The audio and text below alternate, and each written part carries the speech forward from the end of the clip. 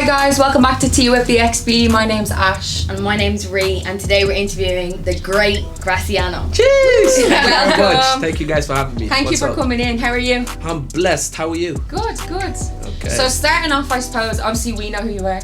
We're Okay, huge appreciate fans. you. That's But for people who don't, just let them know a bit more about who you are. My name is Graciano Major. I'm a singer-songwriter, producer, creative, engineer. Anything that's to do with music, I love to get my hands on it. I wear so many hats. But one of them, my favorite hat is being a singer, vocalist. Yeah. Yes, indeed. I feel like the first time we would have been introduced to you and got kind of a feel for your music was way back in 2013. Okay. When you did the collaboration with Ryan O'Shaughnessy. Yes, indeed. So random. Like, how did you get into music originally? Since I started I started rapping actually before I became a vocalist. I was influenced by hip hop. I'm a hip hop head, first of all. I grew up on Tupac and B.I.G. They were the first, Ready to Die and All Eyes on Me. Yes. They were the first hip hop I ever heard. I was 13, 14 years old, so I just got influenced by hip hop itself. Back when hip hop was hip hop, not the hip hop that we have now. So I kind of, when you listen to hip hop, you kind of live that lifestyle. You want to dress like that. Remember back in the day, baggy clothes and stuff. FUBU, Wu-Tang and stuff like that. So yeah, I was just very influenced by music to a point that it just took over my life to a point that I wanted to become something part of music, but I just didn't know what. So I kind of started drifting around to know what rap is and trying to do rapping myself, but I wasn't that great at it. But long story short. Christina, you did well with that. We seen you in that video with Ryan O'Shaughnessy when you're in the caravan with the acoustics. That was real. But you sort of went away from hip hop and rap and went into sort of more R&B Yes.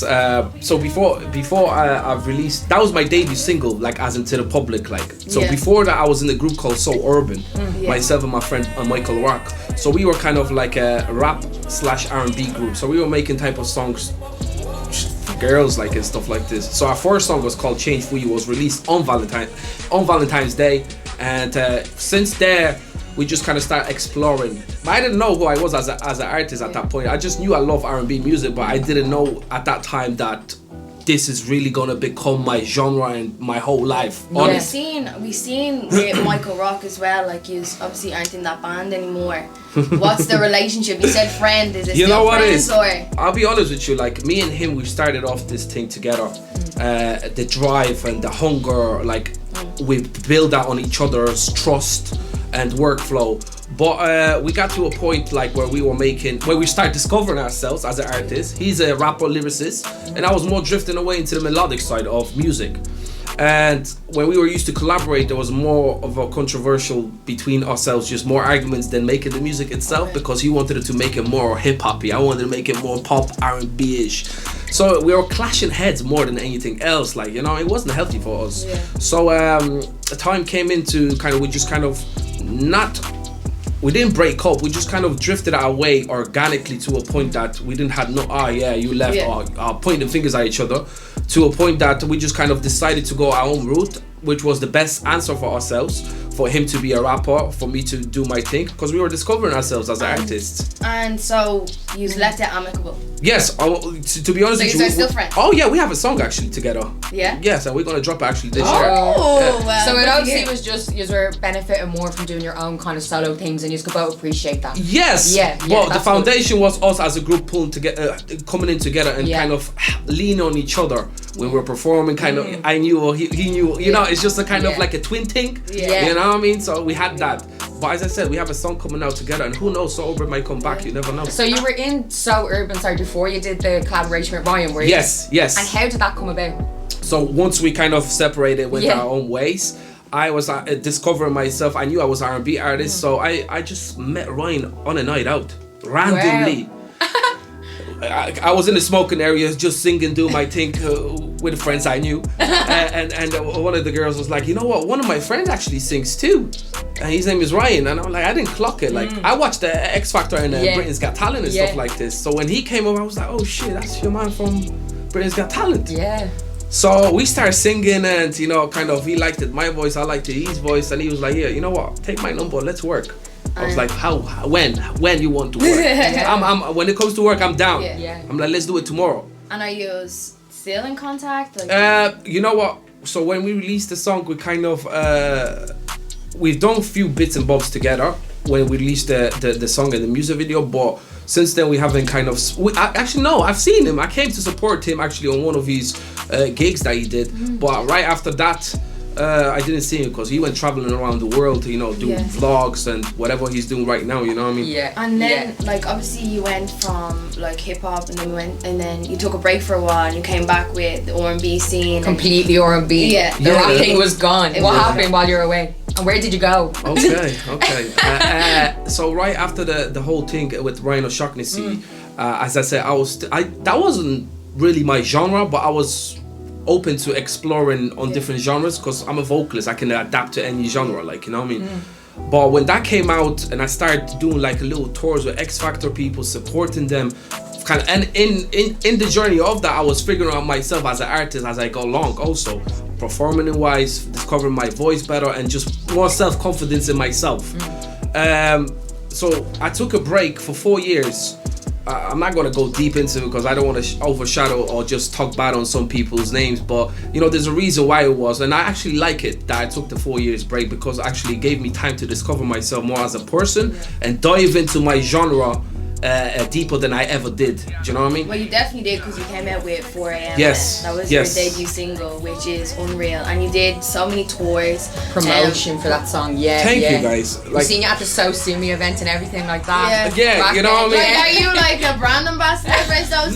No, me and her actually are very good friends. Yeah. Her sister, Carla Jackson too, like when 4 a.m. came, I didn't want to release 4 a.m. I didn't think it's a good enough song. Like, I was still kind of, as I said, discovering myself and trying to, when I come back, I want to come back 100%, as in like, yo, this is it, and you're not going to get any different pop or different type of genre off me again.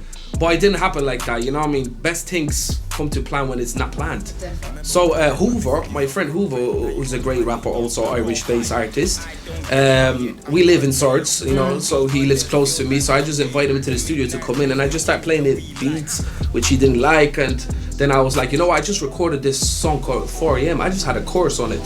He was like, bro, I can do something to that. I'm like, run it, let's go. 20 minutes, he laid down his verse. I got it mixed by Simba.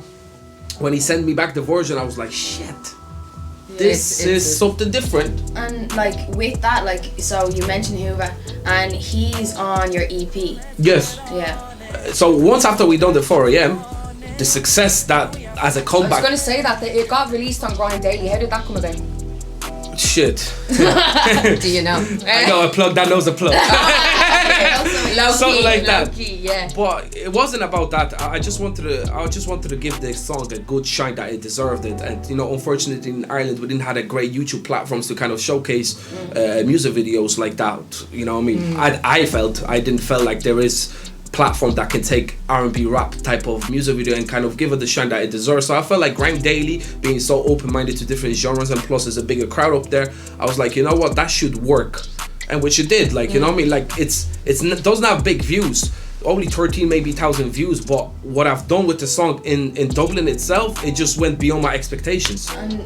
So I call it success on my own. No, it was, you know what I mean, for for me as a comeback song after all these years. Absolutely. And did that come from like, obviously that got released, and then we seen that you were supporting Gekko over here. So did that come from 4 a.m. or? It actually did, yes. So you know, there's one guy called Hodge, now he's a DBN manager that, you know, that I closely work with, also with their family. I call them family, by the way, you know what I mean, because we're close like that. You know, it just happened randomly. He's coming to town, and you know, Graciano has 4 a.m. that everybody wants to hear and wants me to perform. So it just makes sense for me to come out there and just kind of, you know, support him, as they say. Like, you know, I didn't feel like I supported him. I felt like I was my own support act there.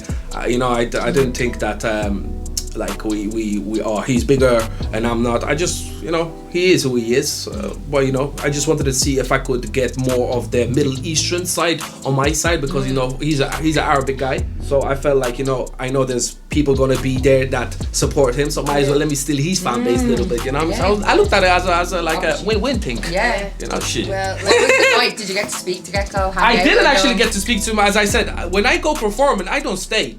in clubs. I just go to do my job, hang around a little bit, boom, and I'm out. So, you know, when he came in, he had so much attention around him. You know, so many girls, I was like, you know, I'm not even going to interfere in next man's thing. You know what I mean? Trying to probably take something home. You know, and I'm trying to interfere here. What's up, dude? Like, you know, I knew that because I wouldn't like somebody approaching me if I'm in the middle of doing some madness on the low. I understood that. Like, you know what I mean? So I kind of just let him do his thing. Like, you know what I mean? He was kind of in his elements. I was like, you know what? Who am I to take him out of his element? You know what I mean? Might as well. He's here already as it is. I've performed. I've seen him, blah, blah, blah. And I just ducked out as I should. And after you did that, obviously your goal going into it was to kind of target his audience as well. And try and obviously make his fan base your fan base. Of course. Did that work? Did you see much difference in your listening and stuff like that? Yes, I got more of as I said, the Middle Eastern people started discovering me. And even when I was popping into different clubs, just on a night out, just to have a good night, people were like, oh yeah, you were performing for Gekko in Crystal. And you know, I was like, it worked. It worked. You're talking about sort of getting into the Middle Eastern side. Like, we can see that you released a song with a band called GMD. Yes. So that's a band I wouldn't call it a band. I would call it a group. But not a band. No. So I had the idea of this one specific song, Arabic old school legendary from Chef Khalid. His name is. He had this one song, and I had the song on my laptop for 4 years, but I just needed an Arabic authentic singer that knows how to sing in that language and with the right accent. And the GMD is literally just stands for our initials of our names. So Graciano G, MD Muhammad, and D for D-Day. So we just kind of, you know, went with a simple twist. Was it more of a project then, or are you looking on doing something in the future? You know what? It was just something that we wanted to do that wasn't made in Middle Eastern, that type of twist of R&B, authentic singer of Arabic. But as I said, GMD is not dead. Like, they work with me. I work with them till this day on writing sessions. They're always in the studio with me. And if people that know me, they know those people. They're always with me. It's just we were looking for the right time to not come back, because we're not like a group that is a full-time thing. We're just a group that we want to bring something that we know we can bring something to Ireland, new style for the Middle Eastern and for cultural different sound. You seem like you've done like a lot, like, and obviously you've been in the industry for such a long time. Unfortunately. But why are you not like known as much? Do you know what I mean? Because you've been doing so much for the industry, it seems like, in so many different behind the scenes and for yourself as well. That's a great question that I ask myself every day myself. Like, you know, I mean, I would love to ask you actually, why do you think that? That's actually... It's hard to get support. I feel like it's hard as an artist in Ireland to get support because, as we were saying, so many people are so quick to go to different countries and try and make it there. True. So I think it's more about growing, as we said, growing the culture here, you know? I think it's very new in Ireland. Even though it's been around for a really long time, the culture is very new, and actually acceptance of that culture is very new. But I know that in an interview with RT Pulse, you said that the urban culture, isn't supported by Ireland, basically. That was exactly what you said. I was coming just from a very frustrated point of view. There was a reason why to it, and I wanted to go into more detail, but I kind of realized, oh shit, I'm actually shouldn't even speak that. But you know, now that I'm here, I'm actually gonna just kind of finish what I wanted to finish that I didn't get a chance to. What I meant by that was just not that people don't get support, it's just some people that deserve the support don't get it, and the ones that not up and come, more of an up and coming artist, and they get the shine, as in getting certain slots bigger, like longitude. And I know people that are have a more fan base, better talented. How come they're not there? I'm not even talking about myself. I'm talking about likes like Dubzino, Hoover, not just even the Irish hip hop, the urban side. You know, there's so many of us like that deserve to be not even the headline stage. Hell yeah, the headline stage should be just normal Irish acts. Easily, we're good enough to be on that stage. Damn right. I stand for Irish hip hop and urban hip hop in Ireland. I've been in this 10 years before this whole thing came out to where it is today. And I've seen people come and I've seen people go. The reason I'm so honest and I'm really very passionate about this, because I hate when some people come, as I said, and they have that shine, and there's real serious grafters that have serious music that change people's lives. They don't get it. But you get it with some talking about drugs. That's you're taking a piss out of the Irish hip hop. We don't stand for that. We are the opposite side of that. We're trying to show you how to elevate to become a better person out of that lifestyle. Do you know what I mean? That's the whole message. Yeah. That's what we start. This is the foundation. Yeah. Does that make sense? 100%. Do you know what I mean? Yeah. Like the quote that we took was from a few years ago. So Yeah. do you still feel the same? You still feeling the same way? As for what? Just that, no, but like, do you know Ireland as a country, like, do you know, they have all kinds of music platforms, but you don't ever really see, you know, people like you on the platforms. It's like RT2FM and stuff like that, you know. There's no real actual urban platforms in Ireland. Well, we have one now, haven't we? Yeah, we do. This is what we're trying to do, you know. Simple. No, I think we are just in a development stage. As I said, like back in the day when I started off, back in those days, it was very hard for us to get an interview or even get your song played on Spin 103.8 or any major radios. Yeah. It was unacceptable. People didn't accept Irish hip hop because the accent, and they were thinking, oh, he's trying to be American. Yeah. That was the slogan. Yeah. Oh, he's trying to be American. You know what I mean? Just we're rapping with Irish accents. You know what I mean? So back in those days, it was harder to get out there. But as I said, people still were going, breaking doors where the doors are open and easier for us to get into now. So people like Costello, G.I., Little Dialect, the old school, Red Zor, you know what I mean? He was the first Irish artist that I ever heard, like Red Zor, Be Someone remix of that, on Bebo days. Do you know what I mean? Bit of Rock was back then from Blanchardstown. I can go on, like, do you know what I mean? I feel like with that topic, we could literally talk about it for hours. Oh yeah. There's so much to it, but big time. When you were talking about it, I noticed you talking about Dubzino a few times. Yes. We're big fans of both of yous. We know yous have a couple of collabs. Oh yeah. There's one that yous teased a few months ago, and you never dropped it. When is that coming in? Which song are you talking about? Lovers and Friends. Yeah, make sure you say that one more time. Lovers and Friends. So you just dropped this trailer. Everyone was excited. What happened? No, you know what it is. Like, you know, Dubzino is in the process of recording his EP. I'm recording my own EP.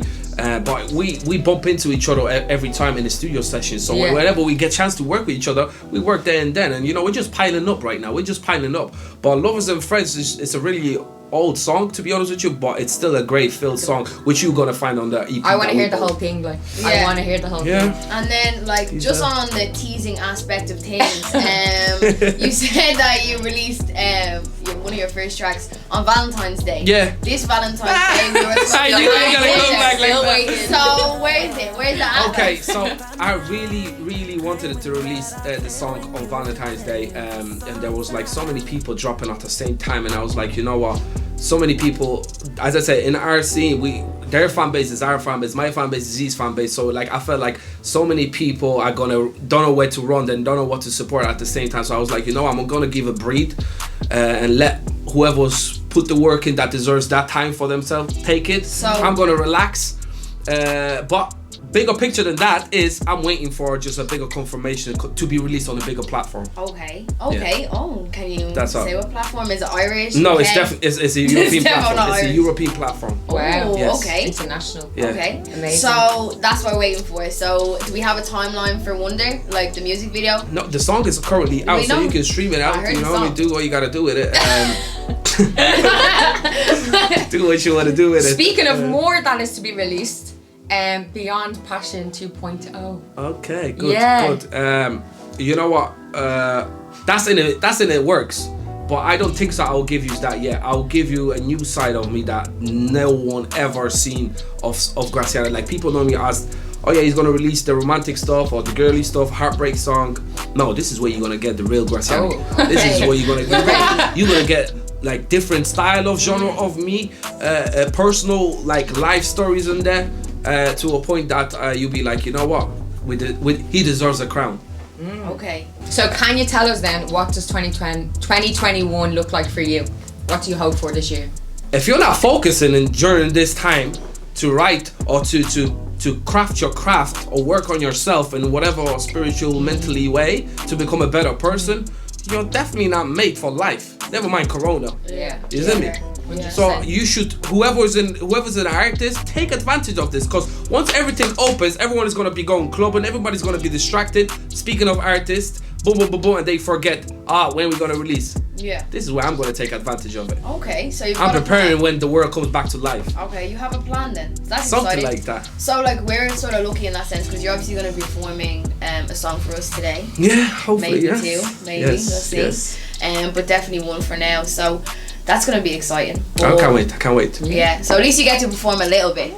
Yeah. Yeah, a little bit. Yeah. But, yeah. So performing is obviously something that you miss at the moment. Ah, big time. This is where the foundation is, like, and I love performing because like I transform like Goku. I transform to a different person. Like I don't become Gracie. I become Graciano Major. Like as corny as that sounds, maybe, but it's just every artist will tell you this. Like you just stepping on a stage and you just zone out. Like every time I leave the stage, I'm shaking. That's great. I'll be asking my friends, did I hold the microphone right? The microphone wasn't even in my hand. I don't remember. It's just a blackout thing. But when I'm in that zone, it's the most peaceful feeling that I can feel, like, you know what I mean? And it just feels to be appreciated, especially when you get great feedback from people. It just makes you think, like, all this time in the studios, the sleepless nights, the trying to, you know, all that crap that goes into it, this is the moment that it's worth it for. So, Graciano, thanks so much for coming out. Lovely, appreciate you, girls. It was lovely talking to you, and we're so excited to see the performance. Thank you so much. Appreciate you, girls. Appreciate you. We can't wait to see what you do for the future. I can't wait to see where he's going to take this platform, because we need you. You know the vibes. We're ready. You know the vibes.